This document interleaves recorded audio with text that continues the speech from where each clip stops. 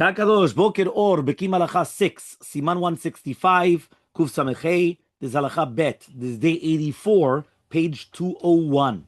Okay? Im Yad Achar She'asa Tzrachav Shachach La'asot Kamul Le'el. Imagine right now a person went to the washroom, the restroom, and he forgot to do what we just said, of how to wash the hands, and then do Netilat Yadayim, and then the Berachot and everything. V'natal Yadav L'Seudah. Now he does Netilat Yadayim for Seudah. B'diavad yismoch al netilah zo gam l'seudah v'gam l'asher yatzar. B'diavad, use them for 2 for 1. Right? You're going to do a bogo. 2 for 1. You did 1 netilat yadayim, it's going to count for both. And then you're going to make the bracha of netilat yadayim. And then you're going to make the bracha of asher yatzar. And then afterwards you're going to make the bracha of hamosi lechem mina aretz. The same halacha would apply is what happens if you don't have a lot of water. Yeah? A person's in a place. He doesn't have a lot of water. Yeah? Oh, keshu tzarich l'maher. Yeah, or that he has to go very, very quickly. Yeah, even the lechatchila he can do this, and he's going to make the bracha of netilat yadayim and then asher yatzar and then a motzi. Right now we have to understand why. Right, why is he doing first netilat yadayim and then asher yatzar? So technically we already answered this. Maybe it said yesterday that asher yatzar is less than netilat yadayim. No, we said it's more common. So opposite. Usually you should say the asher yatzar before. But if you remember what we mentioned was that you're not allowed to do the hefsek. Techel and the tila, right? The meaning that you do netilat yadayim is to do bracha and netilat yadayim. And after you did netilat yadayim, right? Technically speaking, mitzad maran, there's no hefsek. So for even if you do asher yatzar or you even talk, there's no problem. You understand? So because of that, that's the reason. Well, let's see the footnote. 160. In the previous footnote, we're going to explain now.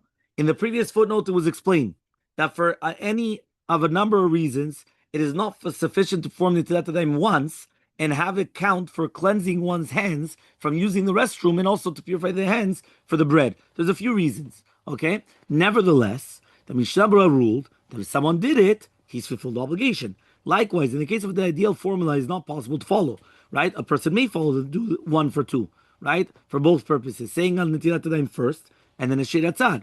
The Ben Ish Chai rule likewise that when it is necessary, one perform the mitzvah netilat yadayim, recite the bracha of netilat yadayim, and then amotzi. After eating kazai the bread, then you should say asher yatzar. This ruling fits the Ben Ish Chai's stringent view regarding interrupting between netilat yadayim and saying amotzi, as explained below in 166.1. However, mainstream halacha permits interruptions between netilat yadayim and amotzi. In fact, this is ruling of the Mishnah Berurah as well. Right? So basically like this, the Ben Ish Chai was machmid that immediately after bracha of netilat yadayim, you're not allowed to do anything until you do hamotzi. So you would wash your hands, netilat yadayim, hamotzi, eat a kazait of bread, and then do asher yatzar. That is Ben Ish Chai. Okay, Ben Ish Chai. But if mainstream halacha permits you to speak, so therefore you do netilat yadayim, bracha of netilat yadayim, bracha of asher yatzar, and then hamotzi. Okay, let's see.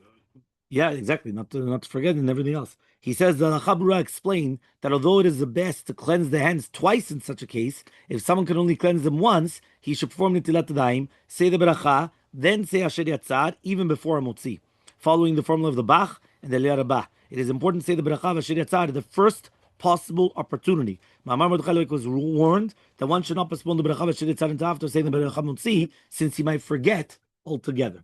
Right? That's what Mordechai said before about forgetting it. Okay, fine. One second. Yeah, let me just do the next halacha, and then you could. Halacha Gimel. Now this is now going to be. What about in a bathroom? Can you do the netilat yadayim? Cheder ambatya sham bet hakiseh. Here it's not that common, but in Israel it's very, very common that you have a bathroom without the restroom, meaning that you've got the bath, but you don't have the toilet. Yeah, there's cheder ambatya benifrad. Yeah. So he says, Cheder ambatya shen sham bet hakiseh. Yesham beres kavua im ke'arat rochza. So you do have some. You have like a natlan. You got a place to do netilat yadayim. Mutar lechatchila lasot sham netilat yadayim. Whether netilat yadayim shachrit or netilat yadayim suda, but nevertheless, do not make the bracha, but rather go outside. V'machmir litol yadav tamid b'midbach tavol bracha. Here you've got a chumrah, extra stringency. Don't do netilat yadayim there. Do it in the kitchen. But really, be'emet, and nowadays they don't do it in the kitchen. They have outside also a station, right outside of the washroom. Many times they have like a small station to do netilat yadayim in Israel. But of course, a lot. When I was living in, yeah, a long time. Yeah, just a shower. Haemet zemot chacham. It's very chacham. Why? Somebody's taking a shower. They don't have 4 bathrooms. They've got 1 bathroom, 2 bathrooms. What happens? Somebody's taking a shower. Kaddish. People are, they're... אוקיי, בסדר, לא, אז מה שהם עושים זה הרבה פעמים היה להם בנפרד. ואז ממילא הוא יכול להתקלח שם שעה, מה זה קשור לשירותים? השירותים זה בנפרד.